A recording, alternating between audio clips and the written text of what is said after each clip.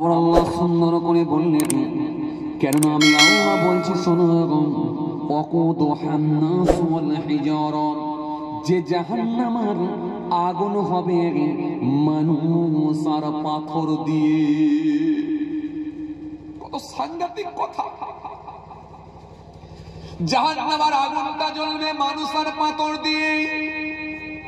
সেখানে কোনো কাঠ থাকবে না, সেখানে কোনো প্যাখাটি থাকবে না, সেখানে গ্যাস ব্যবহার করা হবে না, সেখানে কোল ব্যবহার করা হবে না। জাহান্নামের আগুনটা জ্বলবে মানুষ আর পাথর দিয়ে। এই জন্য আমার আল্লাহ সুন্দর করে বললেন, সুন্দর করে আমার আল্লাহ জানিয়ে দিলেন, ইয়া আইয়ুহাল্লাযীনা আমানু কু আনফুসাকুম ওয়া আহলিকুম নারা ওয়াকুদুহান নাস ওয়াল হিজারা। হে ঈমানদারেরা, তুমি বাঁচো আর তোমার পরিবার বর্গকে বাঁচাও জাহান্নামের আগুন থেকে। কেননা যে জাহান্নামের আগুন হবে মানুষ আর পাথর দিয়ে, পাথর আর মানুষ দিয়ে জাহান্নামের আগুন জ্বলবে। কত সাংঘাতিক কথা! এই কথাটাকে নিয়ে যদি একবার ভাবা হয়, নিজেকে ভাবানো হয়, আপনার চোখ দিয়ে পানি চলে আসে। বিশ্বাস করেন, দুনিয়া ভালো লাগবে, দুনিয়ার ভালো লাগবে না। এই জন্য আমাদের প্রত্যেকের কাজ হলো, আমাদের প্রত্যেকের কাজ হলো আল্লাহর দিকে ফিরে আসা, ইসলামের দিকে ফিরে চলে আসা। আমাদের প্রত্যেকের কাজ হলো আল্লাহ আল্লাহ রাসূলের হুকুম হাকামগুলোকে পরিপূর্ণভাবে মেনে নেওয়া। আপনার ভেতরে কি না খুঁজে খুঁজে বার করা। নামাজ আছে, রাইট চিহ্ন, রোজা আছে, রাইট চিহ্ন, আওকাত ছিল, হজ আছে, রাইট চিহ্ন, যাকাত আছে, রাইট চিহ্ন, দান আছে, রাইট চিহ্ন, খায়রাত আছে, রাইট চিহ্ন, নফল ইবাদত আছে, রাইট চিহ্ন, আব্বা মা পিছিয়ে আছে, মা বাপের সঙ্গে ভালো আচরণ, রাইট চিহ্ন, রাইট চিহ্ন। একটা একটা করে রাইট চিহ্ন মারণ। অনুরূপ ভাবে বিপরীত দিকটা একবার খুলে দেখুন। আমার ভেতরে মিথ্যা নাই, ক্রস চিহ্ন নাই, আমার ভেতরে খেয়ানত নাই, ক্রস চিহ্ন নাই, লোকের জমি আত্মসাৎ করে নি না, ক্রস চিহ্ন নাই, সুদ নাই, নাই মহিলা সমিতি নাই, জমি বর্গা নাই। একটা একটা করে নেগেটিভ কাজগুলো আপনি খুঁজে খুঁজে বের করুন। আর নেগেটিভ কাজগুলো যদি আপনার পজিটিভের সঙ্গে মিলে গিয়ে যদি পাইলে চালিয়ে দেওয়া হয়, তাহলে ওই দাড়ি, ওই টুপি, ওই জুব্বা কাজে নাও লাগতে পারে। কেন কোরআন স্পষ্ট ঘোষণা দিয়ে দিয়েছে, তা'মুরুনা বিল মা'রুফ ওয়া তানহাউনা আনিল মুনকার। ভালো কাজগুলো আদেশ করো, নিষিদ্ধ কাজগুলোকে বর্জন করো, নিষিদ্ধ কাজগুলোকে ছেড়ে দাও। কেন নিষিদ্ধ কাজগুলোকে ছেড়ে দেওয়া মানে সেটাও কিন্তু আমি আল্লাহ আমারই হুকুম মেনে নেওয়া।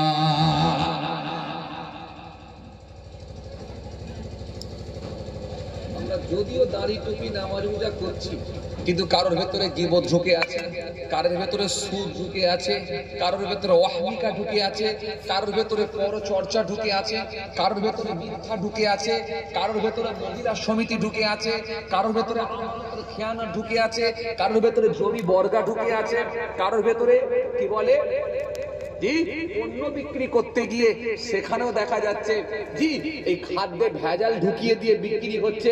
কিছু না কিছু অন্যায়ের সঙ্গে আমরা যুক্ত। আপনাকে খুঁজে খুঁজে বার করতে হবে, অন্যায় মুক্ত জীবন তৈরি করতে হবে। আসেন, ভুল বুঝবেন না, রাগ করবেন না। একটা কথা মনে রাখবেন, এই পৃথিবীটা হলো ক্ষণস্থায়ী, চিরস্থায়ী না। বাঁচবো খুব কম দিন, এটা মনে করে চলতে হবে। খাবো কম, এটা নিয়ত করে চলতে হবে। কথা বলবো কম, একটু ভাবনা চিন্তা করে বলবো, এটা নিয়ত করে চলতে হবে। প্রয়োজন ছাড়া কথা বলার দরকার নাই, অনর্থক বকার দরকার নাই, চায়ের দোকানে গিয়ে বেশি সময় দেওয়ার দরকার নাই, ফ্রি খেতে পেয়েছি বলে হামড়ে দুমড়ে খেয়ে পেট ফাটিয়ে ফেলবো এমন খাওয়ারও দরকার নাই। খাওয়া কম, কথা কম, এটা একেবারে অভ্যাসে পরিণত করো।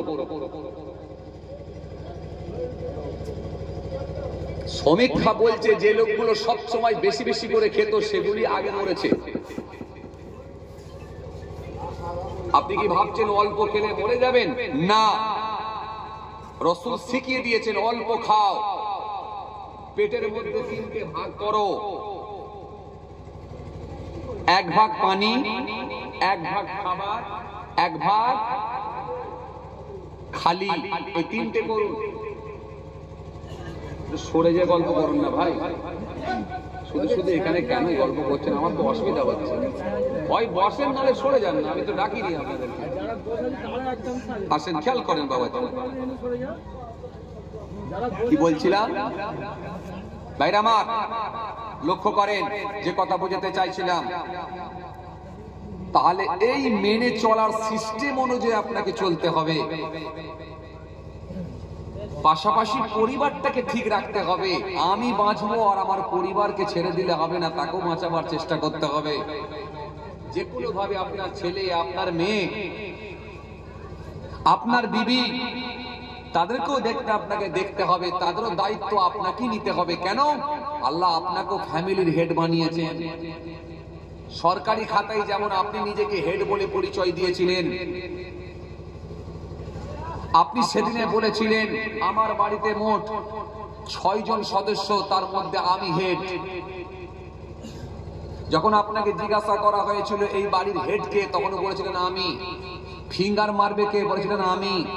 রেশন তুলবে কে? বলেছিলেন আমি। রেশন আপনি তুলেছেন, ফিঙ্গার আপনি মেরেছেন, হেড আপনি বলেছেন। 3টে ছেলে আপনার, তাদের হেড আমি বলেছিলাম। আপনি বলেছিলেন 3টে ছেলের হেড আমি। আমার একটা মেয়ে, তার হেড আমি। আমার বিবি, তার হেড আমি।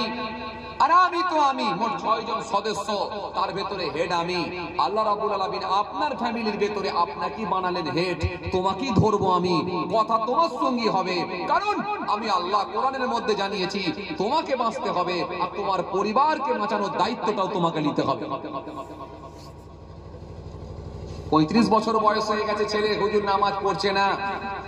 35 বছর বয়স হয়ে গেছে হুজুর, ছেলে রোজা রাখছে না। ছেলে এখন গ্যাজার টান মারছে, ছেলে এখন বিড়ির টান মারছে, ছেলে এখন মদের টান মারছে, ছেলে এখন রাজনীতির সঙ্গে যুক্ত হয়েছে, আমার কথা শোনে না। এই কোশ্চেন আপনি যদি এই উত্তর দেন, তখন প্রশ্ন আসবে যখন তোমার শিক্ষা দেওয়ার বয়স ছিল তখন কেন শেখালে না? কথা কিছু বুঝতে পারেননি? বুঝতে পারছেন? এখন তো তোমার কন্ট্রোলের বাইরে, তুমি তো আর পেরে উঠতে পারছো না। কিন্তু যখন তোমার শেখানোর বয়স ছিল, এইরকম বাচ্চা 7 বছর বয়স, তখন তুমি শেখালে না কেন? 10 বছর বয়স, 12 বছর বয়স, তখন তুমি ইসলামিক কালচার তাদের মধ্যে নিয়ে এলে না কেন? এই শিক্ষাটা দিলে না কেন? এই প্রশ্নের সম্মুখীন হতে হবে। কথা কিছু বুঝতে পারছেন বাবাজি? এই জন্য আমাদের প্রত্যেকের কাজ ভালো হয়ে যাওয়া আর পরিবারটাকেও ঠিক রাখা, আর না রাখলে কিন্তু ধরা খেতে হবে। আর যদি না করা হয়, আমার আল্লাহ সুন্দর করে বলেছে, সুন্দর করে আমার আল্লাহ জানিয়ে দিয়েছে, ইয়া আইয়ুহাল্লাযীনা আমানু লা তুলহিকুম আমওয়ালুকুম ওয়ালা আওলাদুকুম আন যিকরিল্লাহ ওয়া মান ইয়াফআল যালিকা ফাউলাইকা হুমুল খাসিরুন। ইয়া আইয়ুহাল্লাযীনা আমানু, হে ঈমানদারগণ, লা তুলহিকুম আমওয়ালুকুম ওয়ালা আওলাদুকুম আন যিকরিল্লাহ। দুনিয়ার মাল, দুনিয়ার সন্তান, দুনিয়ার জিকির, দুনিয়ার মাল, দুনিয়ার সন্তান, দুনিয়ার সম্পদ তোমাদেরকে যেন আমার জিকির থেকে বিমুখ না করে দেয়, আমার থেকে যেন ঘুরিয়ে না দেয়, দূরে না সরিয়ে দেয়, ফেলে না দেয়। যদি তোমাদেরকে আমার জিকির থেকে গাফিল করে দেয়, যদি তোমাদেরকে ঘুরিয়ে দেয়, বিমুখ করে দেয়, আমার ইসলাম থেকে যদি দূরে সরে যাও, আমার হুকুম থেকে যদি তোমরা বিমুখ হয়ে যাও, আমার দিন থেকে যদি তোমরা বেরিয়ে যাও, আমি আল্লাহ ঘোষণা দিচ্ছি, শোনো, ওয়া মা ইয়াফআল যালিকা ফাউলাইকা হুমুল খাসিরুন। অবশ্যই অবশ্যই তোমরা ক্ষতিগ্রস্ত হবে, অবশ্যই অবশ্যই তোমরা ক্ষতিগ্রস্ত হবে। এমন ভাবে ধরবো সেদিনে কিন্তু কেউ বাঁচানোর থাকবে না। বিরাট বড় বাড়ি বানাবে, আরামের বিছানায় শুতে দেব না। বাড়িতে অনেক খাবার থাকবে, খেতে দেব না। ঘাড়ে এমন বাদ দিয়ে দেব, নরম বালিশে তোকে আর শুতে দেব না। বাড়িতে অনেক খাবার থাকবে, খালি দেখবে, আরামের খাবার খেতে দেব না। এই জন্য পৃথিবীর দিকে তাকিয়ে দেখেন, বড় বড় পয়সাওয়ালা লোকগুলোকে জিজ্ঞাসা করে, তাদের ভেতরে সব আছে, কিন্তু শান্তি আল্লাহ তুলে নিয়েছে। 100টা লোকের ভেতরে 80টা লোক বলছে শান্তিতে নাই। কথা বলছেন না কেন? যাকে জিজ্ঞাসা করছেন সেই বলছে আমি শান্তিতে নাই। কি হয়েছে, কি হয়েছে, কি হয়েছে? শান্তিতে নাই কেন? কি হলো, কি হলো? আর বলো না কি হলো? কারবারে ডাউন খেয়ে গেছি, মনটা খারাপ। তোমার কি হলো? হঠাৎ করে জ্বর এসে গেছে, জ্বর আসছে আর যাচ্ছে, আজ প্রায় 7-8 দিন হয়ে গেল, ছাড়ছে না। ডক্টর বলেছে, ডক্টর বলেছে বিলাট দিতে হবে।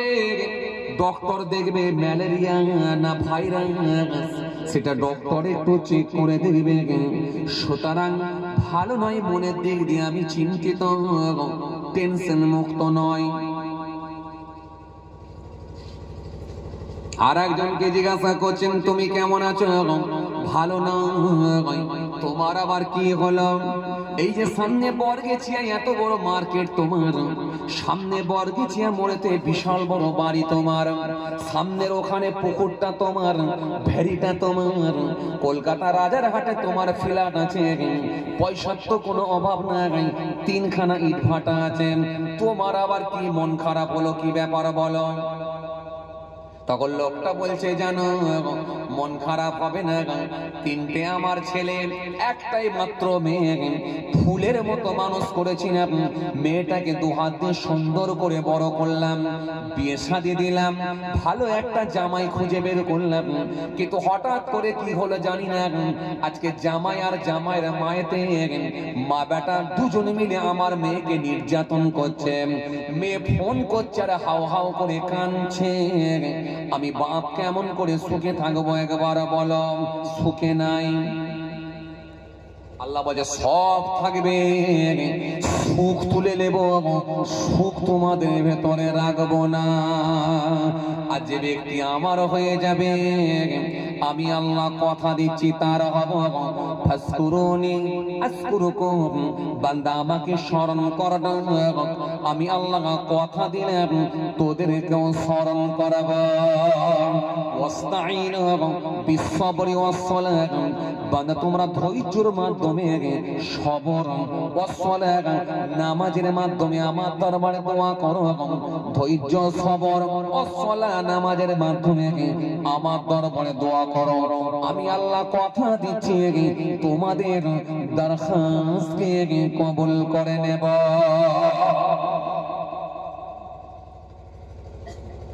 দেখেন আমার বয়োজ্যেষ্ঠ প্রবীণ মানুষেরা, মুরব্বীরা ভালো বলতে পারে। 20 বছর আগেকার চিত্রটা একবার চাচা মনে করে দেখুন তো। এত সুন্দর রাস্তাঘাট ছিল না, এত বড় বড় বাড়ি ছিল না, এত বড় বড় কারখানা ছিল না, এত সুন্দর সুন্দর গাড়ি ঘোড়া ছিল না, প্রত্যেকের পকেটে পকেটে মোবাইল ফোন ছিল না। কিন্তু বলেন তো, মানুষগুলো অনেক ভালো ছিল কি ছিল না? মানুষের মধ্যে ছিল আন্তরিকতা, মানুষের মধ্যে ছিল উদারতা, মানুষের মধ্যে ছিল কি মানবতা, মানুষের মধ্যে ছিল শিষ্টাচার, মানুষের মধ্যে ছিল বড় ছোট মানামানি, মানুষের মধ্যে ছিল আন্তরিকতা, ভালোবাসা, একে অপরের বিপদে ঝাঁপিয়ে পড়তো। এখন তো রাস্তায় ধরে যদি কেউ কাউকে পেটায়, সেটাতেও দেখবে না, মুখ ঘুরিয়ে পালায়। কোন রাস্তায় যদি কারো আল্লাহ না করেন যদি হার্ট অ্যাটাক হয়ে গিয়ে পড়ে যদি ছটকা ছটকি করে, লোকে বলছে মনে হয় গেঁজা খেয়েছে তাই লাফাচ্ছে, সাইড দিয়ে পালাচ্ছে। পানি দিবার লোক না, কেউ কেউ নাহাত করে পেটালে পাশে দাঁড়াবার লোক নেই। এই কথা ঠিক বলছি না ভুল বলছি? কারোর বাড়িতে আগুন লেগে গেলে পানি দিবার লোক নাই। কি কথা ঠিক বলছি না ভুল বলছি? বর্তমানে যা হিংসা বেড়েছে, আরে কথা বলেননি কেন? হচ্ছে না হয়নি? হিংসা বেড়েছে, অহংকার বেড়েছে, রিয়া বেড়েছে, গীবত বেড়েছে, পরচর্চা বেড়েছে, মেরে নেওয়া বেড়েছে, কেড়ে নেওয়া বেড়েছে, আমানতের খেয়ানতকারী বেড়েছে, আমি অনেক কিছু এটা বেড়েছে। নিজে কি করে পপুলার হব এই চেষ্টা চালাতে গিয়ে অন্যজন ধ্বংস হয়ে যাক তা নিয়ে চিন্তা নাই, তবু আমাকে টার্গেট আমাকে বড় থাকতে হবে, এই বেড়েছে। সব সময় আমি আমি এই বেড়েছে। আজকে এগুলো সব চলছে কি চলেনি?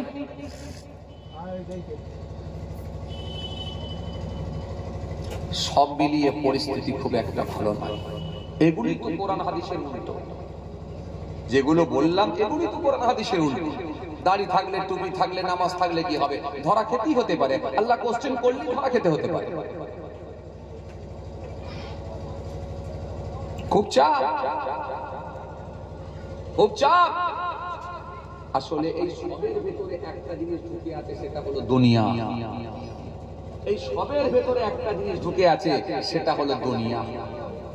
কথা বলে, সেটা একটা জিনিস খালি ঢুকে আছে, সেটা হলো দুনিয়া। এই দুনিয়ার লোভ, এই দুনিয়ার চাহিদা, এই দুনিয়ার লালসা, এই পৃথিবীর মায়া, এটাকে পরিত্যাগ করা খুব চাপ, খুব কঠিন। আর এই পৃথিবীর লোভ, পৃথিবীর চাহিদা, পৃথিবীর মায়া যে ব্যক্তি পরিত্যাগ করতে পেরেছে, সেই ব্যক্তিটাই আল্লাহর ওলি হয়ে গেছে, গেনার হয়েছে। कभी तुलसीराम दास बोलें, तुलसी जग जग में आए तुम रहे जगह से, ऐसी करनी कर चलो तुम हंसो जग रगे।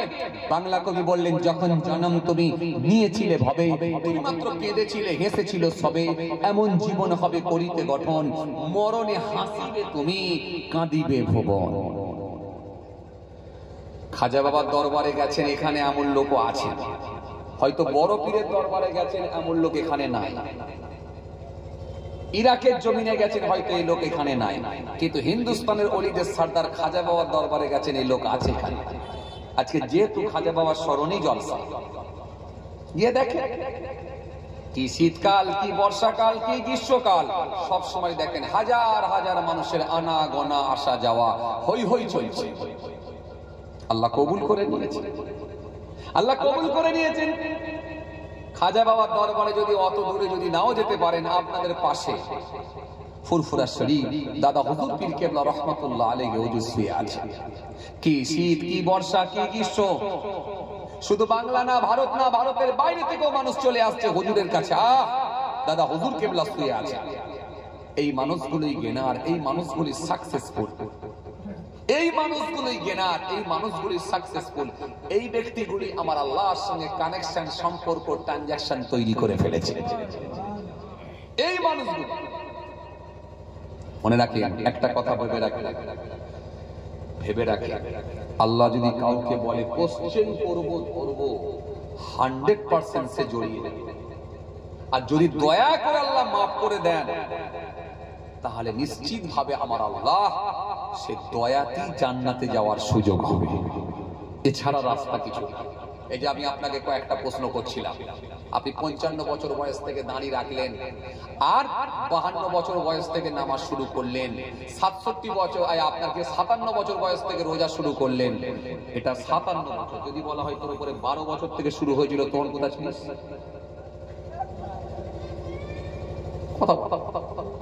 কথা বলেন না কেন? প্রশ্ন আসলে কি হবে? এরপরেও যদি বলা হয় যে তুমি না হলে নামাজ রোজা দাঁড়ি তুমি সব করেছো, কিন্তু তোমার বড় ছেলেটা দাঁড়িয়ে দাঁড়িয়ে পেচ্ছাপ করতো, খোঁজ রেখেছিলে? প্রশ্ন আসে। আসেন আবার বলুন, দয়া করে যদি আল্লাহ কাউকে মাফ করে দেয় আলহামদুলিল্লাহ, আর যদি বলেন ধরবো, অবস্থা এই জন্য আসেন, দুনিয়া দুনিয়া দুনিয়া দুনিয়া দুনিয়া দুনিয়া দিয়ে ভেবে কিন্তু পরকালকে ভুলে গেলে হবে না। এই দুনিয়াকে নিয়ে আমরা যতটা ভাববো, তার অন্তত কিছুটা হলেও পরকালকে নিয়ে ভাববো। যে ব্যক্তি পরকালকে নিয়ে ভাবতে পেরেছে, ওই ব্যক্তিটাই গেনার, সাকসেসফুল হয়েছে, নারে নিশ্চিত ভাবে ধরা খেতে হবে। মনে পড়ে যাচ্ছে হযরত ঈসা রুহুল্লাহর কথা। হযরত ঈসা রুহুল্লাহ, ঈসা আলাইহিস সালাম, ঈসা নবীর নাম শুনেছেন আপনারা? কথা বলে না। একটা চটপট দেন না, এখানটাতেই বসুন, এরা এখানটা বসবেন। যদি এই জায়গাটা পছন্দ হয় তাহলে একটা চট বিক্রি দিতে বলি, তাই এই জায়গাটা একটা চট দিয়ে দেন। কেন বলেন তো? দাঁড়িয়ে থাকার থেকে বসে পড়া ভালো, দাঁড়িয়ে থাকার থেকে বসে পড়া ভালো, আর চলে যাওয়ার থেকে দাঁড়িয়ে থাকা ভালো। সাজা মনে বুঝতে পেরেছে কথাটা। চলে যাওয়ার থেকে দাঁড়িয়ে থাকা ভালো, আর দাঁড়িয়ে থাকার থেকে বসে পড়া ভালো। চলে যাওয়ার যদি নিয়ত থাকে তাহলে দাঁড়িয়ে থাকে, আর দাঁড়িয়ে থাকার যদি নিয়ত থাকে তো বসেই পড়ো। উঁচু হয়ে বসবেন, আচ্ছা তাই বস,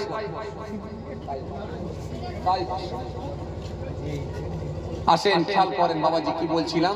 এই দুনিয়া, দুনিয়া কঠিন জায়গা, খুব কঠিন জায়গা, খুব কঠিন জায়গা।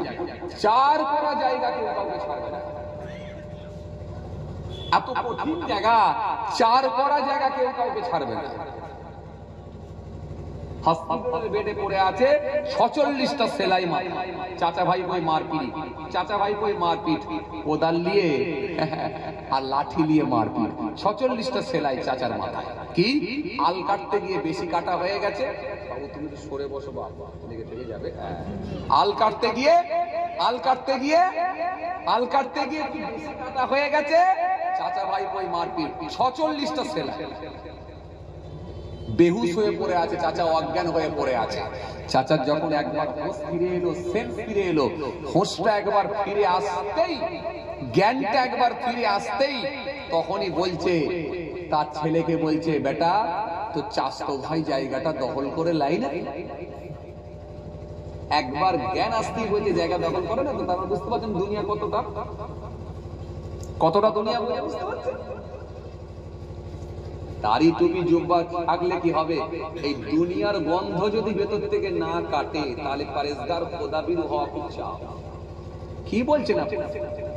আপনাকে আমি প্রমাণ করে দেবো, একটা সুফি দরবেশ তাহাজ্জুদের নামাজ পড়নেওয়ালা, তার ভেতর থেকে দুনিয়ার গ্যাস, দুনিয়ার গন্ধ কাটে না। প্রমাণ করে দেবো আপনাকে। তাহাজ্জুদের নামাজ পড়েছেন, ফজরের নামাজ পড়েছেন, ফজরের নামাজ পড়ে সামনের মরমাতায় গিয়ে এক কাপ চা খাবেন বলে বসে আছেন, অমনি দেখা যাচ্ছে আপনাদের এই রাস্তার দিকে, হাটালের দিকে দেখা যাচ্ছে কি একটা এই হাটালের দিকে দেখা যাচ্ছে কি এক ডাম্পার বালি ঢুকছে, বালি। যেই বলেছে এক ডাম্পার বালি ঢুকছে, তেমনি ওই চাচা চা খেতে খেতে বালি নজর পড়ে গেছে। পড়ে গিয়ে জিজ্ঞাসা করছে পাশের লোকটাকে, হ্যাঁ গো ভাই এ বালি কার ঢুকছে গো? বলে মনে হয় সত্তর ভাইয়ের ছেলে। যেই বলেছে সত্তর ভাইয়ের ছেলের বাড়ি ঢুকছে, তখন চাচা বলছে তাহলে মনে হয় বাড়ি টাড়ি করবে মনে হয়। বলে হলে হতে পারে, 3 দিন আগে দেখলাম জায়গা মাপ হচ্ছিল। তখন বলছে দেখো গো, সত্তরের ছেলে বাড়ি করবে বলে বাড়ি ঢুকিয়ে ফেললো, আর আমার 3টে ভেড়া তো কিছুই করতে পারলো না। তখন আপনাকে বুঝতে হবে ওই চাচা সত্তরের ছেলে বাড়ি করবে এটা মেনে নিতে পারছে না। তার মানে 85 বছর বয়স হলে কি হবে? দুনিয়ার গ্যাস তার ভেতর থেকে কাটে না। তাহাজ্জুদের নামাজ পড়তে গেলে কি হবে, তার ভেতর থেকে দুনিয়ার গন্ধ এখনো কাটে না। কেন? যদি দুনিয়ার গন্ধ কেটে যেত তাহলে আর অত কথাই যেত না, তখন আর বলতো না যে এটা কার বাড়ি ঢুকছে, আর জিজ্ঞাসা করলেও বলতো না যে বাড়ি টাড়ি করবে নাকি, এটা জিজ্ঞাসা করতো না। তখন একটাই কথা বলতো, বাড়ি ঢুকেছে, যাক আলহামদুলিল্লাহ, আমারই তো ভাইপো হোক, আল্লাহ ওকে করাক, ও বড় হোক, আমি ওর জন্য দোয়া করি, এটা বলতো। তখন আর আফসোস করে বলতো না ও কি করে বাড়ি করছে, এটা বলতো না। এজন্য রাসূল বলেছেন, ইয়াকুমুল হাসাদা ফাইন্নাল হাসাদা ইয়াকুলুল হাসাদা কামা তাকুলুন নারুল হাতাব। আমি বললেন, হিংসা থেকে তোমরা পরহেজ করো, হিংসা থেকে তোমরা বেঁচে থাকো, হিংসা থেকে তোমরা দূরে থাকো। আগুন যেমন কাঠ খেয়ে নেয়, আমি রাসূল বলছি হিংসা তেমন আমল খেয়ে নেয়।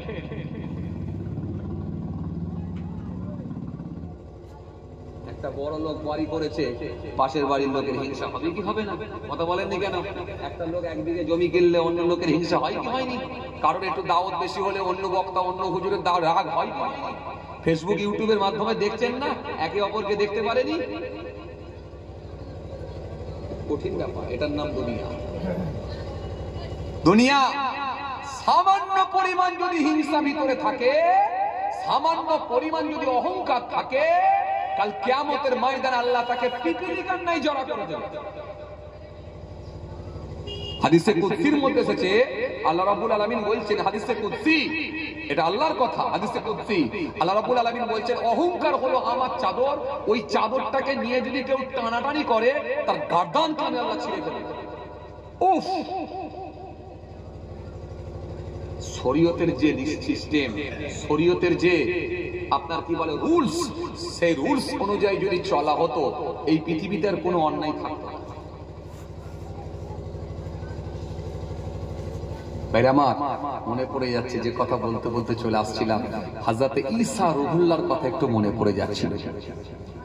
হুজুর একদিন রাস্তা দিয়ে হেঁটে হেঁটে হেঁটে হেঁটে সফরে বার হয়েছেন, ভ্রমণে যাচ্ছেন, সফরে যাচ্ছেন। রাস্তা দিয়ে যেতে যেতে যেতে যেতে যেতে যেতে বহুদূর যাওয়ার পরে একটা ইহুদি লোকের সঙ্গে দেখা হলো। ইহুদি লোকটা ছিল ইহুদি।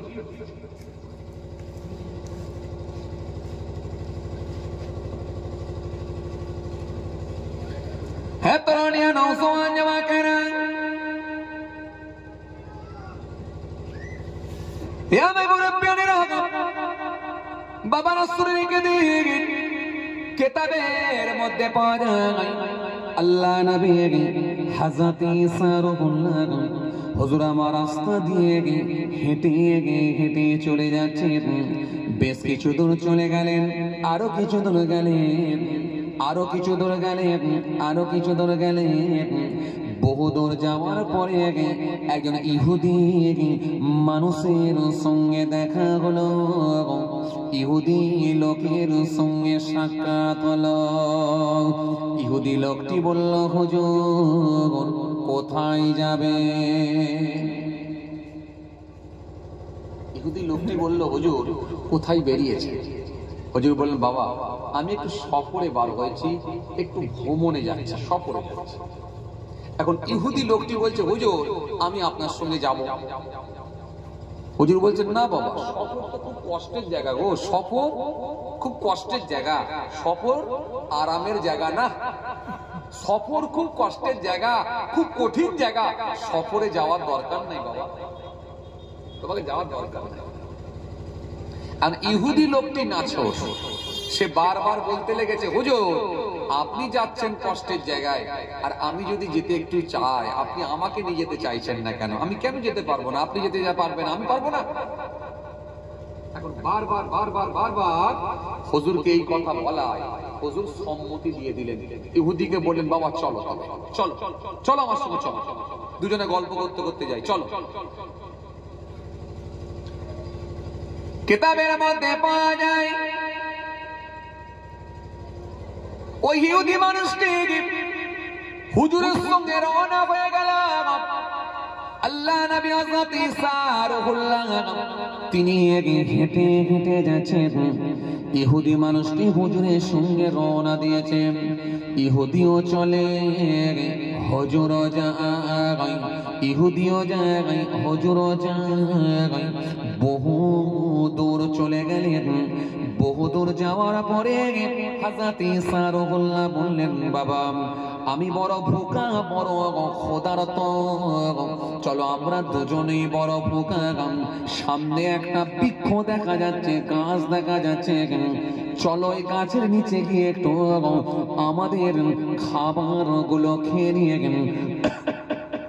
খোদার জ্বালা, খোদার যন্ত্রণাটা নিবারণ করব। চলো বাবা ওই গাছের নিচে চলো। ইহুদি লোকটি বলল, হুজুর ঠিকই বলেছেন, অনেকক্ষণ হাঁটছি, বড় কষ্ট হচ্ছে আমারও, চলুন ওই গাছের নিচে গিয়ে একটু খাবার খেয়ে ক্ষুধার যন্ত্রণাটাকে নিবারণ করি। চলুন চলেন যাই, ওই গাছের নিচে যাই। কিতাবের মধ্যে পাওয়া যায়, নাজহাতুল মাজালিস কিতাবের মধ্যে এসেছে, কিতাবটার নাম হলো নাজহাতুল মাজালিস। এই কিতাবের মধ্যে এসেছে হযরত ঈসা রুহুল্লাহ তিনি ওই গাছের নিচে গিয়ে বসলেন। লোকটি হুজুরের থেকে একটু দূরে গিয়ে বসল। লোকটি বলল, হুজুর একই সঙ্গে রওনা দিয়েছি, চলুন না হুজুর দুজনা একটু কাছাকাছি পাশাপাশি বসে আর একসঙ্গে খাবারটা দুজনা ভক্ষণ করব। চলুন না একটু পাশাপাশি বসে দুজন মিলে খাই, আপনি অনেক দূরে আমি অনেক দূরে, দেখতে কেমন লাগছে, একসঙ্গে বেরিয়েছি পাশাপাশি। ঈসা নবী বললেন, ঠিক আছে বাবা তাই হোক, চলো তুমি আমার পাশে একটু আগিয়ে এসো, আমি একটু আগিয়ে যাই। একটু আগিয়ে গিয়ে পাশাপাশি কাছাকাছি দুজনা বসবে, দুজনা পাশাপাশি গিয়ে বসবে। কিতাবের মধ্যে পাওয়া যায় হযরত ঈসা রুহুল্লাহ এই ব্যাগের ভেতর থেকে একখানা রুটি বের করলেন। ইহুদি মানুষটা তার ব্যাগের ভেতর থেকে পুটুলির মধ্য থেকে দুখানা রুটি বের করলেন। যখনই দেখলেন ঈসা রুহুল্লাহ একখানা রুটি বের করেছেন, ওই ইহুদি মানুষটা সঙ্গে সঙ্গে একটা রুটি তার পুটুলির মধ্যে, গাঁটুলির মধ্যে, ব্যাগের মধ্যে ঢুকিয়ে দিয়ে একখানা রুটি বের করেছে। কিন্তু ঈসা নবী দেখতে পেয়ে গেলেন ওর কাছে দুখানা রুটি আছে, কিন্তু আমার রুটি রেখে একটা লুকিয়ে দিল, ব্যাগের মধ্যে ঢুকিয়ে দিল, যাতে করে আমি দেখতে না পাই। ঈসা নবী বুঝতে পেরে গেলেন এই মানুষটা কিন্তু বড় কৃপণ, এই লোকটা বড় কৃপণ। আমার একখানা রুটি দেখেছে বলে ও একটাই বার করলো, ওর কাছে দুটো রুটি আর একটা বেরিয়ে যাচ্ছিল, সেটাকে চট করে ঢুকিয়ে দিল, চট করে ঢুকিয়ে দিল, আবার আমার দিকে দেখছে যাতে করে আমি দেখতে না পাই। বুঝা যায়? ঈসা নবী বুঝতে পেরে গেলেন, আজ করে ফেললেন যে মানুষটা বড় কৃপণ, এই লোকটা বড় কৃপণ মানুষ, এই লোকটা দুনিয়াদার লোক, এই লোকটা দুনিয়াদার লোক, আমার দেখে রুটিটা লুকিয়ে দিল। ঠিক আছে, ঈসা নবী কিচ্ছু বললেন না, চুপ করে গেলেন। হযরত ঈসা নবী রুটিটা খাওয়া হয়ে গেল, সঙ্গে মানুষটা রুটি খাওয়া হয়ে গেল। দুজনায় দুজনের ব্যাগ নিয়ে, গাঁটুলি নিয়ে, পুটুলি নিয়ে হাঁটতে লাগলেন। হেঁটে হেঁটে হেঁটে হেঁটে আল্লাহ নবী ঈসা রুহুল্লাহ বহু দূরে চলে গেলেন। বহু দূরে যাওয়ার পরে থেকে হযরত ঈসা রুহুল্লাহ দেখতে পেলেন একজন অন্ধ ব্যক্তি, দু চোখে দেখতে পায় না, এরকম একজন অন্ধ ব্যক্তি। হযরত ঈসা রুহুল্লাহ নিজের হাতখানাকে নিয়ে অন্ধ ব্যক্তির চোখেতে একবার বুলিয়ে দিলেন। বোলানোর সাথে সাথে ওই অন্ধ ব্যক্তিটা দৃষ্টি শক্তি ফিরে পেয়ে গেল। জোরে হয় না? আরো জোরে। ওই অন্ধ ব্যক্তিটা দুনিয়া দেখতে শুরু করলো। অন্ধ ব্যক্তির মুখে হাসি ফুটে গেল। অন্ধ ব্যক্তিটা দুনিয়া দেখতে শুরু করে দিল।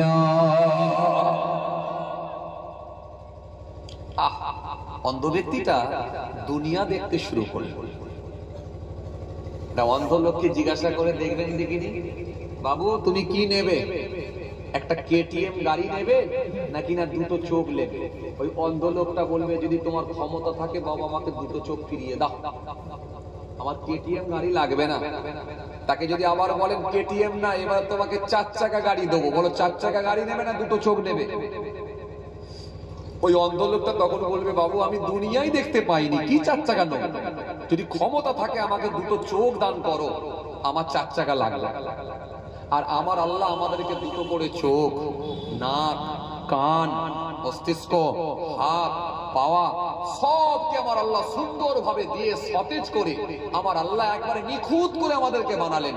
এরপরও আমরা জীবনে কোনোদিন দুরাকাত শুকরিয়া পড়া, শুকরিয়া আদা করে নামাজ বেশি পড়া তো দূরের কথা, একবারে আলহামদুলিল্লাহ বলে শুকরিয়া আদা করি না।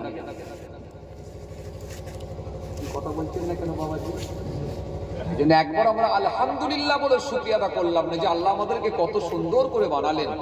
আজ যদি অন্ধ করতেন, কত লোকের হাত নাই, কত লোকের পা নাই, কত লোকের চোখ নাই, কত লোকের কানে শুনতে পায় না, আছে বলে আমার আল্লাহ আমাদেরকে নিখুঁত করে বানিয়েছে। গোটা শরীরটাকে অক্ষত বানিয়ে রেখেছে। ওই অন্ধ লোকটার যখন চোখেতে হাত বোলালেন, বলানোর সাথে সাথে দৃষ্টিশক্তি ফিরে পেল, চোখে দেখতে শুরু করলো। কে? অন্ধ লোকটা। অন্ধ লোকটা তো বিরাট খুশি, আল্লাহর দরবারে বারে বারে শুকরিয়া আদা করতে লাগলেন। হযরত ঈসা রুহুল্লাহ আল্লাহ পাকের দরবারে শুকরিয়া আদা করে বললেন, মালিক তুমি আমার জবানের দোয়াকে কবুল করেছো, দয়া করে তুমি এই অন্ধ ব্যক্তির দৃষ্টি শক্তি ফিরিয়ে দিয়েছ। সমস্ত প্রশংসা তোমার জন্য, তুমি হলেন আমার আল্লাহ। হযরত ঈসা রুহুল্লাহ শুকরিয়া আদা করলেন, করে অন্ধ ব্যক্তিটাকে ছেড়ে দিয়ে ইহুদি মানুষটাকে যাতে করে নিয়ে হাঁটতে শুরু করলেন।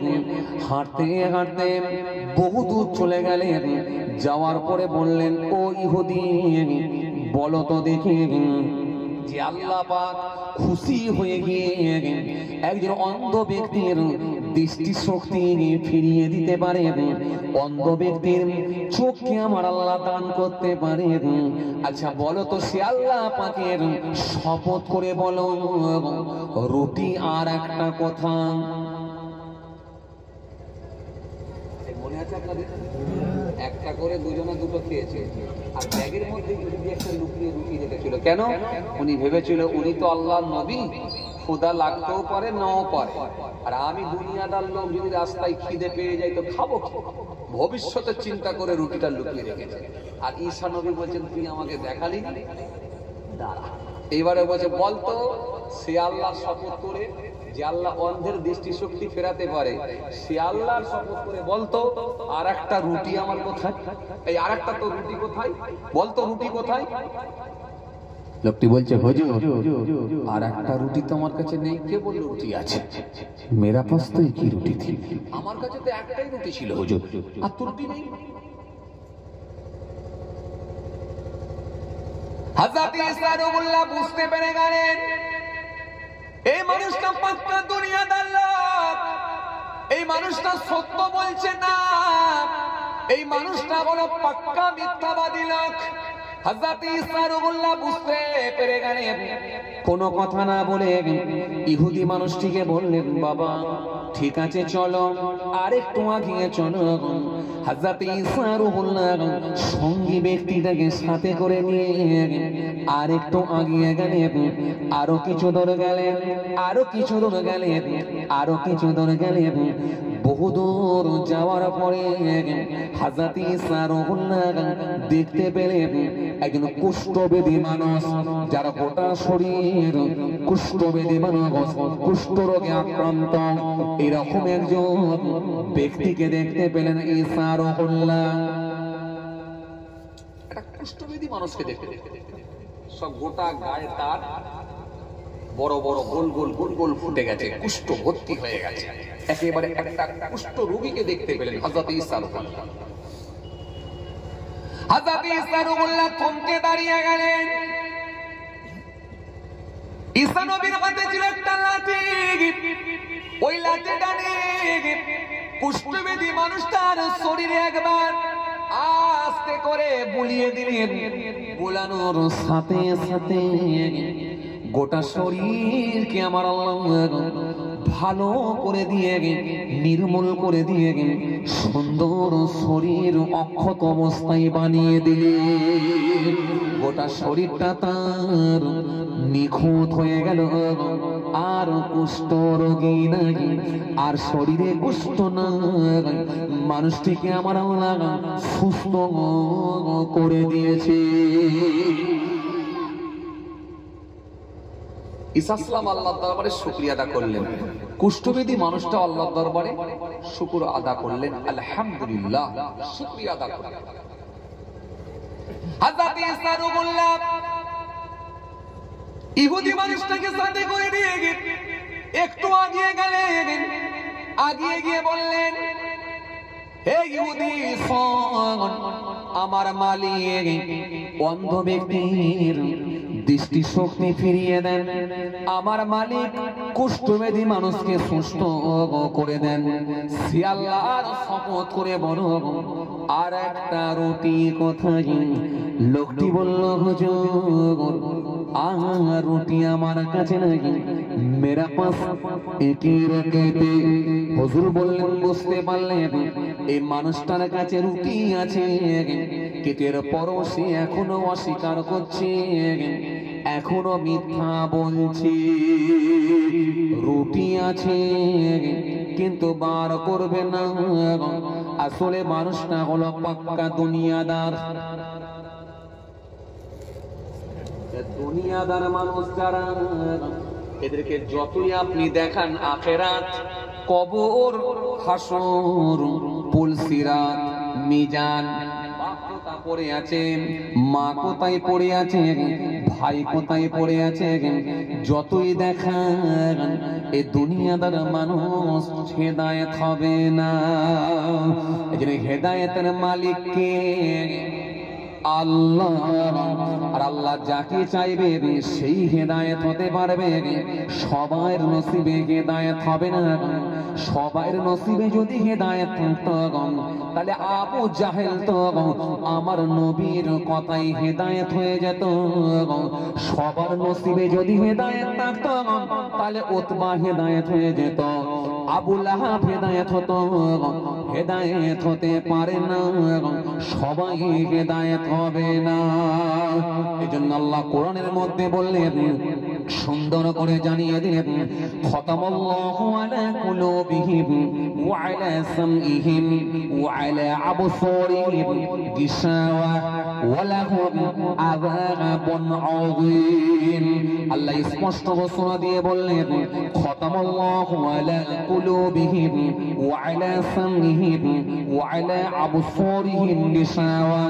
খতামাল্লাহু আলা কুলুবিহিম, আমি আল্লাহ বলতে তাদের অন্তরগুলোকে মোহর মেরে দিয়েছি, সিল মেরে দিয়েছি। অন্তরগুলোকে আমি আল্লাহ মরিচা দিয়ে ফেলে দিয়েছি, মোহর মেরে দিয়েছি, সিল মেরে দিয়েছি। অন্তরগুলো সব খারাপ হয়ে গেছে।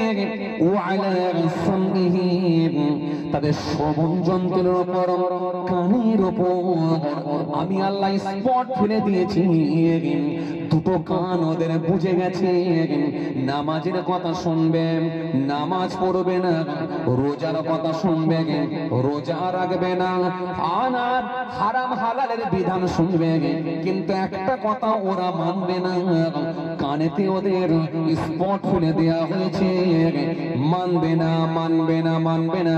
সুদের খাতায় নাম, ঘুষের খাতায় নাম, মিথ্যার খাতায় নাম, অহংকারের খাতায় নাম, পরচর্চার খাতায় নাম, মেরে নেওয়ার খাতায় নাম, বন্ধনের খাতায় নাম, আমানতের খেয়ানতের খাতায় নাম। ওদের কানেতে স্পট ফেলে দেয়া হয়েছে, পর্দা লাগিয়ে দেয়া হয়েছে, শুনে ওরা শুনতে পাবে না।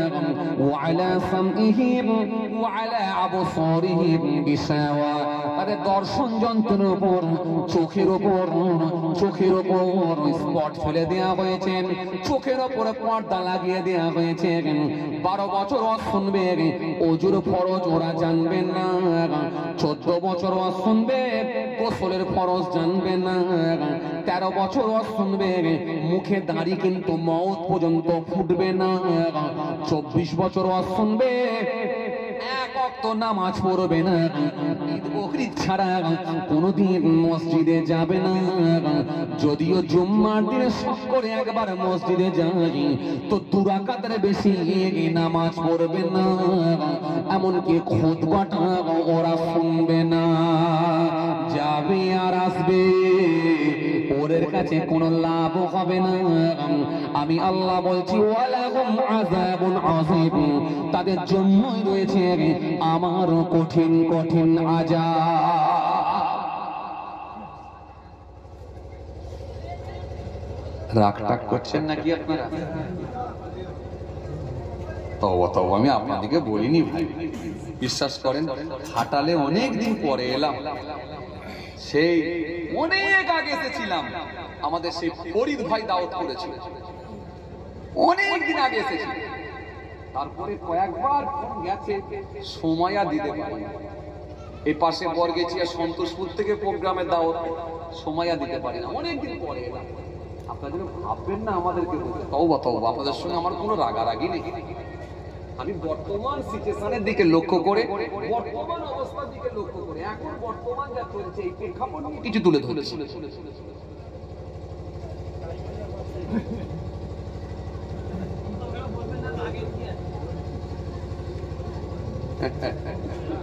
যে খুব ভালো করে তাকান, খেয়াল করেন ভাই, তিরপলটাকে এইদিকে দিয়ে দেন না।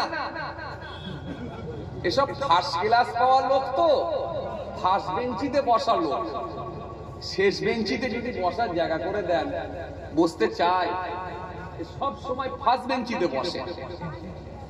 আচ্ছা, ফার্স্ট বেঞ্চিতে করে দিচ্ছে, আপনারা বসেন আরাম করে। আচ্ছা বসেন, ফার্স্ট বেঞ্চিতে বসেন, তাই হোক। আসেন, খেয়াল করেন বাবাজি, খেয়াল করেন, তাকান। কোথায় ছিলাম জানো? ঈসা রুহুল্লাহর কথা বলছিলাম, তাই না? ঈসা রুহুল্লাহ বুঝতে পেরে গেলেন যে এই লোকটা পাক্কা দুনিয়াদার। কেন? এর ভেতরে সামান্য পরিমাণও যদি ভয় ভীতি থাকতো আল্লাহ, তাহলে ও লোকটা মেনে নিত। এই চোখের সামনে দেখছে অন্ধ লোকের দৃষ্টিশক্তি ফিরে পাচ্ছে, কুষ্ঠবেদী লোককে আল্লাহ সুস্থ করে দিচ্ছে, তারপরও আমরা এই লোকটা পাক্কা পাক্কা কথা বলে, পাক্কা দুনিয়াদার, পাক্কা মিথ্যাবাদী লোক।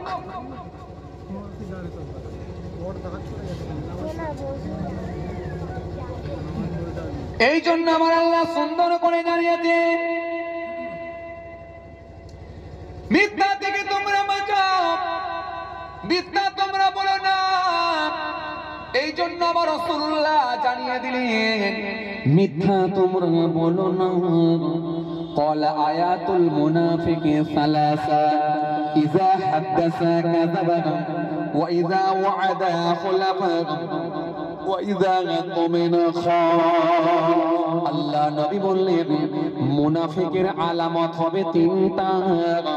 এর ভেতরে 1 নাম্বার হলো ইযা হাদাসা কাযাবা ওয়া ইযা ওয়া'দা খুলাফা ওয়া ইযা তুমিনা খান। এই 3টি আলামত যদি মিলিয়ে নিতে পারো, বুঝবে সেই লোকটাই মুনাফিক। এখন এর ভেতর থেকে ধরি, এর ভেতর থেকে ধরি। এখন যদি কাউকে বলা হয়, এই মুনাফিক এইদিকে আয়, লোকটার রাগ হবে না, পাবে না? কথা বলে রাগ হবে না হবে না, শুধু একা আসবে হাতে লাঠি নিয়ে আসে, তোমার তুমি আমাকে মুনাফিক বলবে, কথা বলছেন না কেন? এখন যদি কাউকে ফাসিক বলে ডাকায় রাগ হবে না হবে না, কথা বল, রাগ হবে না হবে না? কাউকে যদি মুরতাদ বলে ডাকা হয় রাগ হবে না হবে না? কাউকে যদি বেঈমান বলে ডাকা হয় রাগ হবে না হবে না? কেন বেঈমানও চাই আমাকে যেন আল্লাহর ওলি বলে, কথা বলে, বেঈমানও চাই যেন আমাকে আল্লাহর ওলি বলে, আর মুনাফিকও চাই যেন আমাকে আল্লাহর মাহবুব বান্দা বলেন, ফাসিকও চাই যেন আমাকে আল্লাহর প্রিয় বান্দা বলে। তাহলে ফাসিকের মনেও আসা, মুনাফিকের মনেও আসা, মুরতাদের মনেও আসা, সবার মনে একই আশা, আমি আল্লাহর ওলি। কথা বলে না, কথা বলে, কিন্তু তার কার্যকলাপ, তার কর্মকাণ্ড, তার নকশা, তার কাজকর্ম কোরআন হাদিসের অ্যাঙ্গেল দিয়ে যদি দেখা হয় সেটা মুনাফিকের সঙ্গে মিলে যায়। তার কার্যকলাপ, তার কর্মকাণ্ড, তার কর্মকাণ্ড, তার লেবাস পোশাক, তার কার্যক্রম সেটা ফাসিকের সঙ্গে মিলে যায়, ফাসিকের আলামতে মিলে যায়। সুতরাং কোরআন হাদিসের অ্যাঙ্গেল দিয়ে যদি মিলিয়ে দেখা যায় এটা মুনাফিকের লক্ষণ, তখন বুঝে নিতে হবে ওর দাড়ি থাক, টুপি থাক, জুব্বা থাক, ও নিজেকে আল্লাহর ওলি বলে মনে করলে, যেহেতু কোরআন হাদিসের মাপকাঠি নিয়ে বুঝে গেছে এটা মুনাফিক, জানবেন এটা মুনাফিক।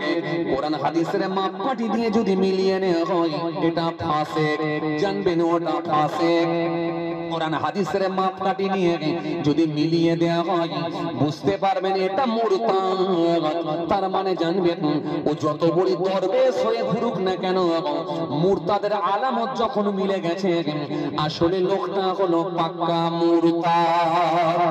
মুরতাদ, ফাসিক, মুনাফিক, বেঈমান এদের জান্নাতে যাওয়া বড় কঠিন হবে।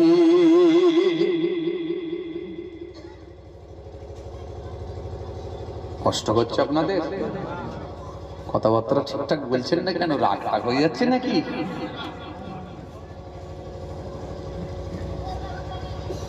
এই জন্য রাসূলুল্লাহ যে হাদিস দিয়ে গেলেন কি বললেন? ক্বালা আয়াতুল মুনাফিকি সালাসা, আমি রাসূলুল্লাহ বলি মুনাফিকের লক্ষণ বুঝবে তিনটা। কটা? তিনটা। দেখেন তো এই তিনটা এর ভেতরে মেলে নাকি না? ভিতর থেকে মিলাবো, সমস্যা হতে পারে, তাই না? না মেলানোই ভালো। মেলানো ভালো কি বলে চাচা? এ চাচাও বলছে হ্যাঁ ঠিকই আছে। বিপদে পড়েছি বলেন দেখিনি। আমি ভাবছিলাম এ পাড়া থেকে আর বার করবো নি, ও পাড়া থেকে বার করবো। আবার আপনারা বলছেন না মিলিয়ে দেওয়াই ভালো, এখান থেকে মেলানো ভালো। মেলাবো? সেদিনে এক জায়গায় এই ওয়াজটা করেছি, আমি বলছি মিলিয়ে দেবো, এক চাচা বলছে না বাবাজি মেলাবেন না, সকালে সমস্যা হবে। আমি তো রাত্রিরে পালাবো, আপনি চলে গেলে হবে হুজুর, আমাদের সমস্যা হয়ে যাবে। আমি বলি সমস্যার কি আছে? আল্লাহ যদি বলে, নবী যদি বলে, তো বললে অসুবিধা কোথায়? আমি তো আর নিজের বানানো গল্প দিচ্ছি না। তো আল্লাহ যদি বলে, নবী যদি বলে, তো বললে অসুবিধা কি আছে? আল্লাহর কথা, নবীর কথা, এটাই তো ওয়াজ। আসেন খেয়াল করেন না বাবাজি, খুব ঠান্ডা মাথায় বোঝার চেষ্টা করেন। রাসূলুল্লাহ এই জন্য বলে দিয়ে গেলেন কি? قال آيات المنافق ثلاثة إذا حدث كذب وإذا وعد خلف وإذا اؤتمن خان। আল্লাহ নবী বললেন মুনাফিকের আলামত হবে তিনটা। এক নম্বরে মনে রাখবে ইযা হাদাসা কাযাবা, কথায় কথায় মিথ্যা বলবে।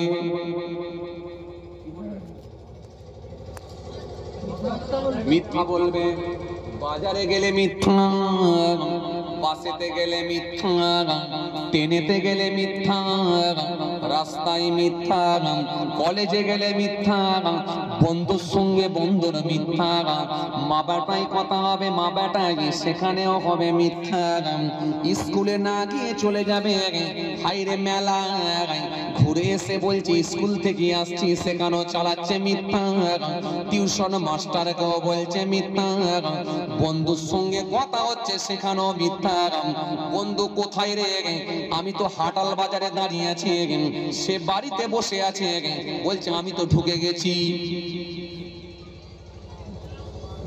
রাসূল বললেন এটা হলো প্রথম আলামত, কথায় কথায় মিথ্যা, ইযা হাদাসা কাযাবা, কথা বললে সে মিথ্যা বলবে, এটা হলো প্রথম লক্ষণ, প্রথম আলামত। এই আলামতটা যদি মিলে যায় বুঝবে মুনাফিকের ফার্স্ট স্টেজ এটা মিলে গেল, লোকটা মুনাফিকের লাইনে আগিয়ে গেল, এটা হলো প্রথম আলামত।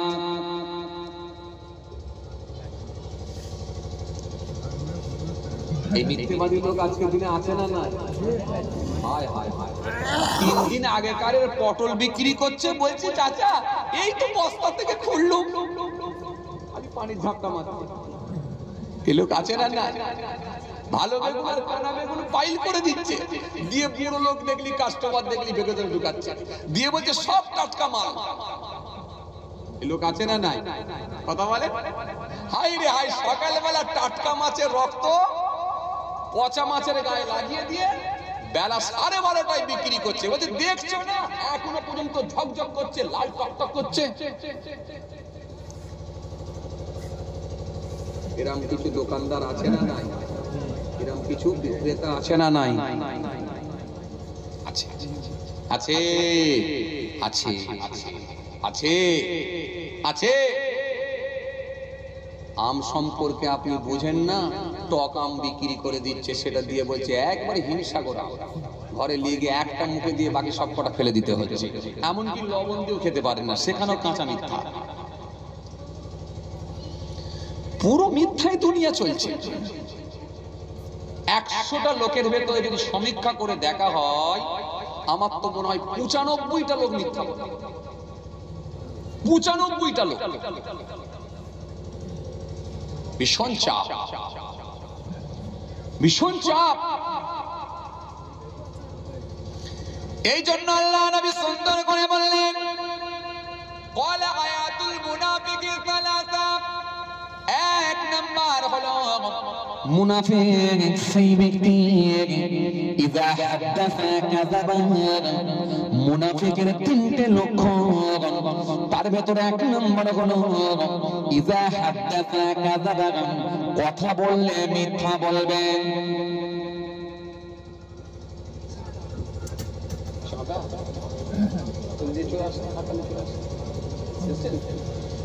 ছেড়ে দিলাম আর বলবো নি চাঁদা।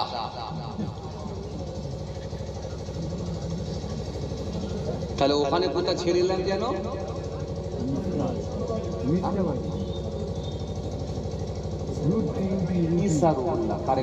কোন জায়গায় ছেড়ে এলাম যেন? রুটিটা শেষে পাওয়া গেল কিনা সেটা মনে আর বলা হয়নি না, ওটা বলা। যাক যাক ছেড়ে দিলাম, আল্লাহ যদি ফের কোন সুযোগ দেয় ইনশাআল্লাহ আলোচনা হবে। আমার ভাইরা আমাকে বলেইছিলেন যে হুজুর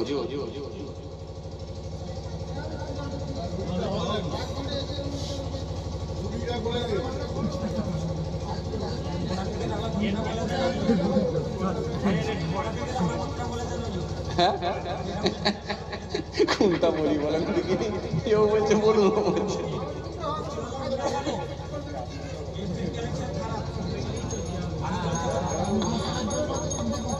যা চর্চাও তো করতে গেলে খরচ আছে, আর কি বলবেন বলেন দিদি। যে হ্যাঁ সময় সত্যি এটাই ব্যাপার, একদম ঠিক ঠিক ঠিক। যে খুব চাপ, খুব চাপ। আল্লাহ নবী সুন্দর করে বললেন, এক নাম্বার হলো ইযা হাদাসা কাযাবা, কথা যখন বলবে আমি রাসূলুল্লাহ বলছি সে মিথ্যা বলবে, এটাই হলো প্রথম আলামত। এইজন্য আপনাদেরকে বলবো আপনারা সরাসরি যেন মিথ্যা বলে ফেলবেন না। মিথ্যাটা এত বড় জবানটা নাপাক হয়ে যায়। এজন্য বলতে হলে বুঝে বলো।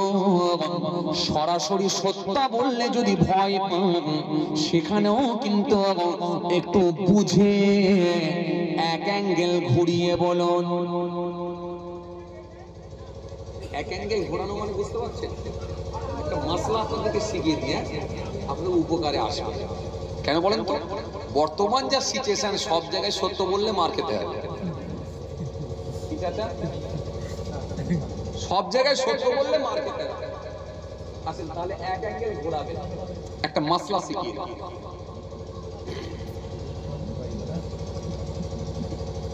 একটা মাসলা আপনাদেরকে শিখিয়ে দিই।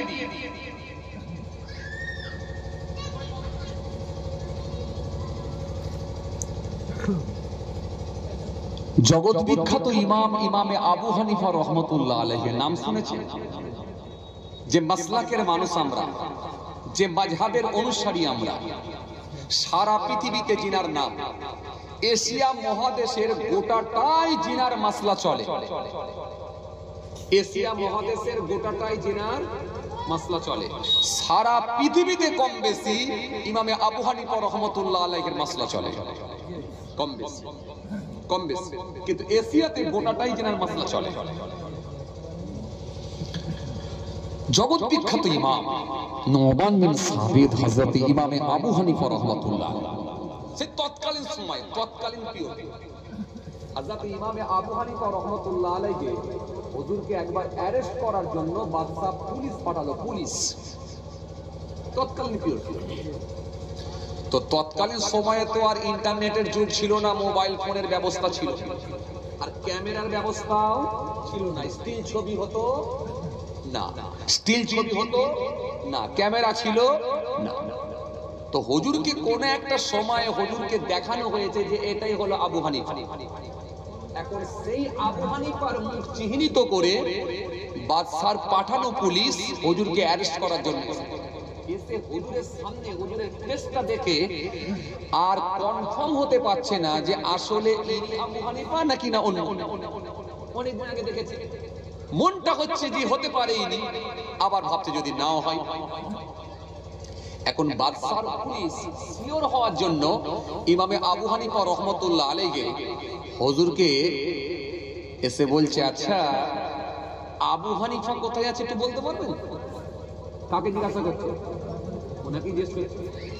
এখন হুজুর বুঝতে পেরে গেছেন এটা হলো বাদশার পুলিশ, আমাকে অ্যারেস্ট করার জন্য পাঠিয়েছে। এখন যদি বলে দেয় হ্যাঁ আমি আবু হানিফা, তাহলে কি হবে?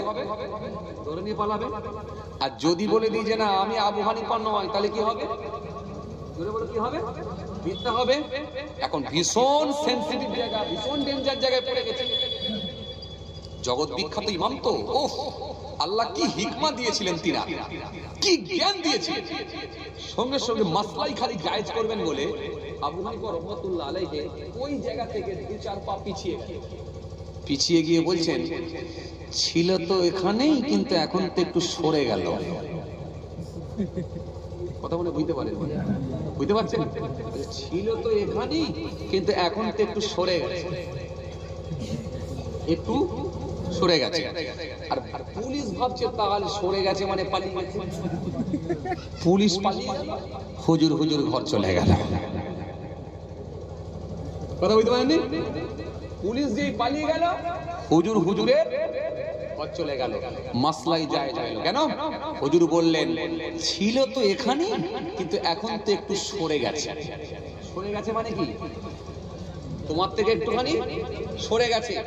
সরে গেছে মানে 2-4 পা পিছিয়ে গেছে, 10 পা পিছিয়ে গেছে, সরে গেছে।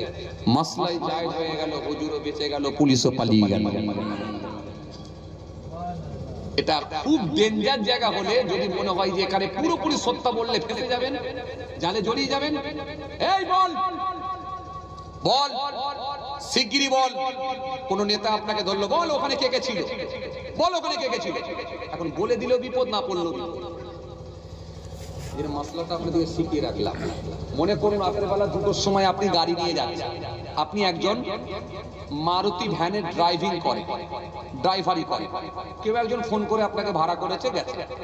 এই মারুতি ভ্যান নিয়ে আপনি যাচ্ছেন, যেতে যেতে যেতে যেতে যেতে যেতে কিছুটা যাওয়ার পরে আপনার এই হাটাল এই সামনের মোড়টা ছেড়ে কিছুটা যাওয়ার পরে দুজন লোক হাত দেখাচ্ছে, দাঁড়িয়ে গেছেন। দাঁড়িয়ে যাওয়ার পরে বলছে, এই কোথায় যাবি? আপনি বুঝতে পারছেন রাত 2টোর সময় আমি একা যাচ্ছি গাড়ি নিয়ে, এখন এদেরকে চাপালো রিস্ক আর না দাঁড়ালো রিস্ক। দুজনে হাত দেখিয়ে দাঁড়িয়ে গেছে, দাঁড়িয়ে গেলেন। কোথায় যাবে? আপনি ফার্স্ট ওদেরকে জিজ্ঞাসা করুন, তোমরা কোথায় যাবে? তখন ওরা বলছে আমরা একটু ডোমজুর যাব। আর আপনি তখন ওকে বলুন, ভাই আমি একটু বর্গেছিয়ায় যাব। কিন্তু যাবেন কোথায়? ডোমজুরে।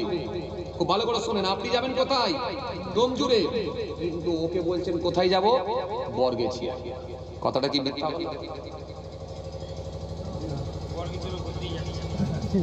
কথা মনে বুঝতে পারেননি আপনারা? কথাটা কি মিথ্যা হলো? মিথ্যা হলো চাচা? মিথ্যা হলো? বুঝতে পারেননি না? চলেন আর একটু ক্লিয়ার করি।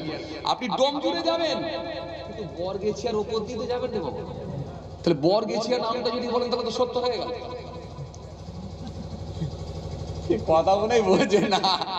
আরে ওইটাকে ডোমজুরে যাবেন কি আপনি সলপে যাবেন কি আমতাই যাবেন, এটা তো আপনার পরের পাঠ। কিন্তু এখন আপনি যাচ্ছেন কোথায়? বর্গেছিয়ায়। বর্গেছিয়ার ওপর দিয়ে তো যাবেন, তাহলে বর্গেছিয়ায় পৌঁছালেন মানে কথা যায়। আপনি তখন বললেন ভাই বাঁচার জন্য। কেন? রাতের বেলা 2টোর সময় যদি ওকে গাড়িতে চাপাই, ওর পকেটে যদি পিস্তল থাকে, কানের কাছে ধরে যদি বলে চাবি ছাড়, টাকা পয়সা যা আছে ছাড়, মোবাইল ছাড়, গাড়ি থেকে নেমে পড়, নাহলে এখন খুন করে দেবো, তো দিতে বাধ্য হব। তখন আপনি নিজেকে বাঁচানোর জন্য বলছেন, যেহেতু ওরা শুনে নিয়েছেন যে ও ডোমজুর যাবে, সঙ্গে সঙ্গে আপনি ঘুরিয়ে দিয়ে বলছেন ভাই আমি একটু বর্গেছিয়া বেরিয়েছি। তার মানে ও ভাবলো যে বর্গেছিয়া গেলে আমার লাভ হবে না, যাওয়ার দরকার নেই, বলে ও আর গেল না। আপনি চেপে গাড়ি চালিয়ে চলে গেলেন বর্গেছিয়ায়। এই বর্গেছিয়ায় বললেন যেহেতু বর্গেছিয়া আপনাকে যেতে হবে, কথাটা যায় জড়ে গেল। এরপরে ডোমজুরও যেতে পারেন, আর আমতাও যেতে পারেন, মুন্সিরাটও যেতে পারেন, সেটা আপনার ব্যাপার। কিন্তু বর্গেছিয়ার নামটা যেহেতু বলেছেন, বর্গেছিয়াটা আপনাকে যেতে হবে, তাহলে কথাটা জায়েজ হয়ে গেল। যদি বলবেন না সুবহানাল্লাহ, এটা হলো মাসলা।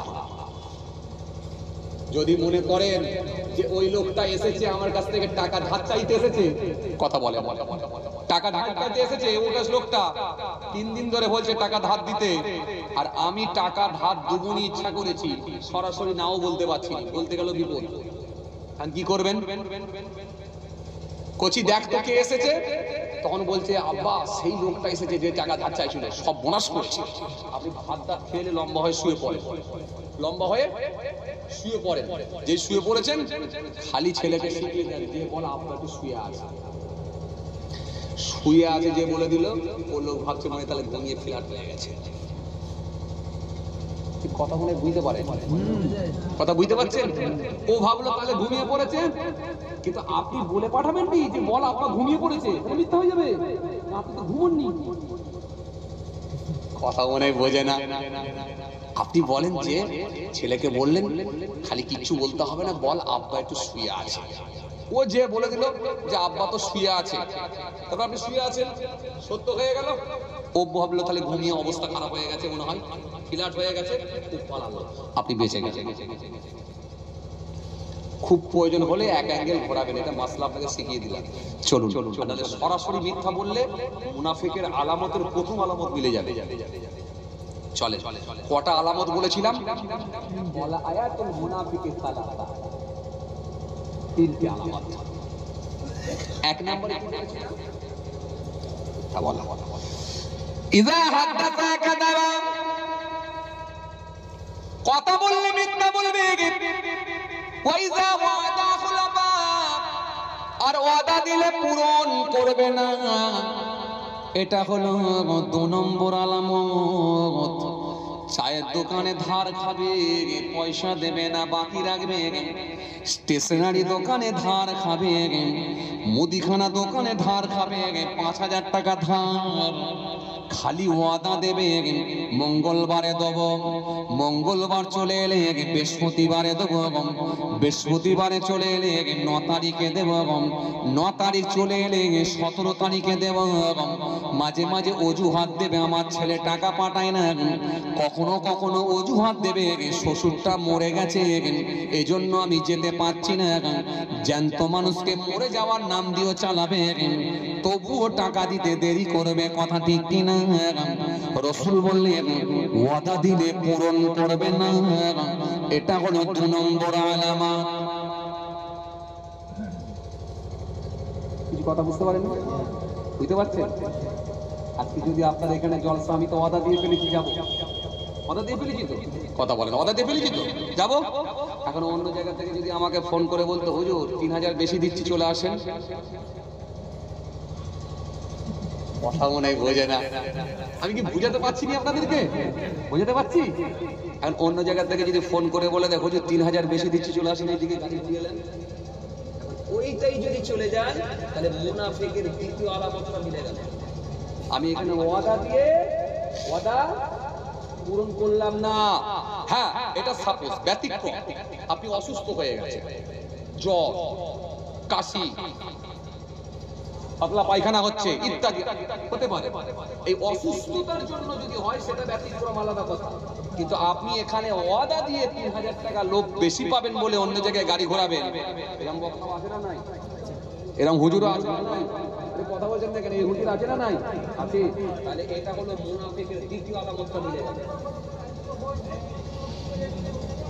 দ্বিতীয় আলামতটা মিলে গেল। রাসূল বলছেন এটা হলো 2 নম্বর আলামত। নবী আমার সুন্দর করে দাঁড়ালেন, আরেকটা আলামত দেখবে, ওয়াইদা তুমিনা খান, আমানতরা খেয়ানত করবে। তার কাছে যদি কিছু রাখা হয় সে ব্যক্তিটা দেখবে অস্বীকার করবে। কই মেয়ের বিয়ের জন্য কিছু টাকা আপনি রেখেছিলেন, আহারে আপনি বয়স্ক লোক, আপনার কাছে নাই পাস বই, আপনার কাছে নাই ব্যাংক অ্যাকাউন্ট, আপনি কোনো কাউকে বিশ্বাস করে 50,000 টাকা রেখেছিলেন জমা, পরে যখন তার কাছে চাইতে গেলেন সে লোকটা অস্বীকার করলো।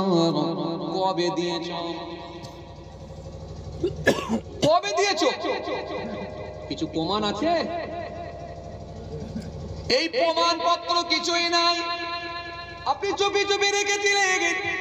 এই যে এটা আমানতের খেয়ানত, এটা বললেন নবী যদি মিলে যায়, এই 3টে লক্ষণ যদি মিলে যায়, ও লোকটার দাড়ি টুপি জোব্বা থাকলে আমি রাসূলুল্লাহ বলছি ওই মানুষটাই হলো মুনাফিক, মুনাফিক, মুনাফিক। তাহলে এবারে আপনারা বলেন এই 3টে লক্ষণওয়ালা মানুষ আজকের দিনে মিলছে, পাওয়া যায় কিনা? আজকের দিনে পাওয়া যায়? কথা বলছেন না কেন? পাওয়া যায়? হাই রে হাই, কথা বলে না। আজকের দিনে পাওয়া যায় এই 3টে? হ্যাঁ, তাহলে ম্যাক্সিমাম লোক যদি এগুলো মিলে যায় জানবেন মুনাফিক। ম্যাক্সিমাম লোক আজকের দিনে আবার ফাসিকের আলামত তুললে বুঝবেন ফাসিক, মুরতাদের আলামত তুললে বুঝে নেবেন মুরতাদ, বেঈমানের আলামত তুলে নিলে বুঝে নেবেন বেঈমান। একটা একটা করে যদি আলামত তুলে ধরা হয় ভালো লোকের সংখ্যা বড় কম হয়ে গেছে ভাই।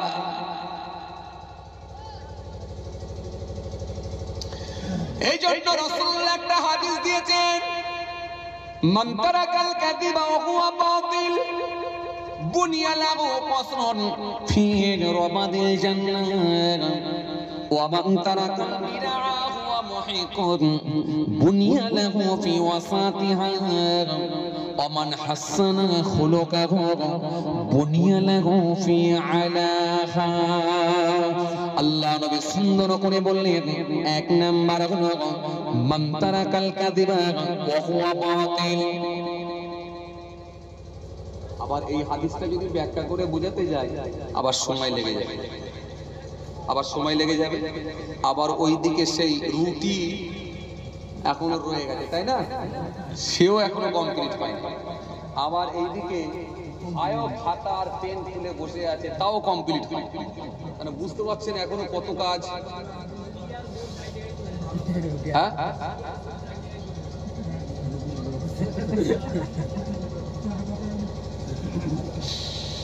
যে আপনারাই বলেন কোন দিকে যাব? ছেড়ে দিলাম। আবার আল্লাহ যদি কোনদিন সুযোগ দেয় ইনশাআল্লাহ আলোচনা হবে, কেন বলতে গেলে একটা সময়ের দরকার। কথা বুঝতে পারছেন? আর প্রথমে তো একদমই লোকজন ছিল না প্রথমে, আলহামদুলিল্লাহ তারপরে আস্তে আস্তে লোকজন জমেছে। আবার যেহেতু চাঁদাপত্র তোলার ব্যাপার আছে, না হলে আর একটু সময় হয়তো নেওয়া যেত। কথা বুঝতে পারছেন? যাক, আল্লাহ যদি ফের কোনো সুযোগ দেয় ইনশাআল্লাহ আলোচনা হবে। সবাই আমার জন্য দোয়া করবেন, আমিও আপনাদের জন্য দোয়া করি। জি, আল্লাহ আমাদের সকলকে বলার থেকে শোনার থেকে বেশি বেশি করে আমল করার তৌফিক দেন। সকলে বলি আল্লাহুম্মা আমিন। যাই হোক বাবাজি, আমার ভাইরা, এই রুটিটা খালি রয়ে গেল, আর এই হাদিসটা একটা বলতে বলতে ছেড়ে চলে এলাম। মান তারাকাল কাযিবা ওয়া হুয়া বাতিল বুনিয়া লাহু কসরুন ফি রাবাদিল জান্নাহ ওমান মিরাহু ওয়া মুহিকুন বুনিয়া লাহু ফি ওয়াসাতিহা ওমান হাসানা কাহু বুনিয়া লাহু ফি আলাহা। এই হাদিসটা মানে করলে আরো ক্লিয়ার হয়ে যেতেন আপনারা যে কত ভয়ঙ্কর জিনিস। নবী ১৫০০ বছর আগে যা দিয়ে গেছেন, আজকের বাস্তব, আজকের সব একটা একটা করে মিলতে বাধ্য হচ্ছে। রাসূলুল্লাহর কথা একটা মিস হওয়ার কোনো সম্ভাবনা না। নবী কত দূরদৃষ্টি সম্পন্ন নবী ছিলেন। ১৫০০ বছর আগে যা দিয়ে গেছেন সব মিলছে। চলেন, আর আমি আগাচ্ছি না। আল্লাহ যদি ফের কোন সুযোগ দেয় ইনশাআল্লাহ আলোচনা হবে। আমার ভাইয়েরা বড় আশা করে বলেছেন প্রতি বছরই আপনারা দান দেন, প্রতি বছরের ন্যায় এবছর আল্লাহ করিয়েছেন। ভাইরা বলছিলেন যে হুজুর পুরোটাই দানের উপরে ডিপেন্ড করে জলসাটা চলে, আর আপনাদের দানেতেই তো আল্লাহ করায়। কথা ঠিক কিনা বলবো না? আপনাদের দানেতে। তবে মনে রাখবেন, দানকারীকে কিন্তু আল্লাহ বড় ভালোবাসেন। ভালোবাসেন কে? আল্লাহ। কেন কোরআন শরীফের মধ্যে আল্লাহ রাব্বুল আলামিন বলেছেন ইয়ামহাকুল্লাহু রিবা ওয়া ইরবিস সাদাকা আল্লাহু ইউহিব্বু কুল্লা কাফারিন আথীম। আল্লাহ স্পষ্ট ঘোষণা দিয়ে বললেন, দান সদকাকে আমি আল্লাহ বৃদ্ধি করে দিই, আর সুদকে আমি আল্লাহ ধ্বংস করে দিই। আল্লাহু ইউহিব্বু কুল্লা কাফারিন আথীম। আমি আল্লাহ ওই সমস্ত অকৃতজ্ঞ পাপী ব্যক্তিগুলোকে পছন্দ করি না।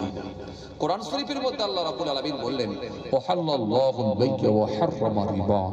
ক্রয় বিক্রয় তোমাদের জন্য বৈধ করা হলো, সুদ তোমাদের জন্য হারাম করা হলো। দানটাকে আমার আল্লাহ বড় পছন্দ করে। দানকারীকে আমার আল্লাহ বড় ভালোবাসে। এজন্য আপনারা দান দেন। আর এই পৃথিবীর জমিনে যত মাদ্রাসা আছে, বেসরকারি মাদ্রাসা, মক্তব, মসজিদ, সব আপনাদের মতো খেটে খাওয়া মানুষের দানেতেই কিন্তু আল্লাহ করিয়ে দিচ্ছেন। সব এখানে কোনো সরকারি অনুদান আসে না। যত বেসরকারি মাদ্রাসা আছে, মক্তব আছে, মসজিদ আছে, সব আপনাদের মতো খেটে খাওয়া মানুষের দানেতেই আল্লাহ করিয়ে দিচ্ছে। আসেন, দান তো আপনারা দেবেন জানি, কিন্তু সর্বপ্রথম কে দেবেন? সর্বপ্রথম যদি কেউ দেয় তার বেনিফিট আবার আলাদা। তার বেনিফিট আলাদা। কেন?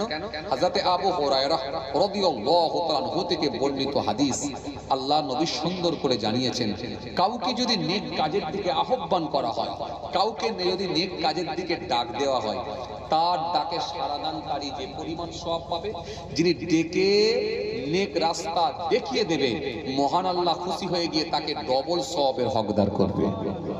একটু জোরে বলবেন না? তার মানে নেক রাস্তায় যদি কাউকে দেখিয়ে দেন, সর্বপ্রথম যদি কেউ দেয়, তার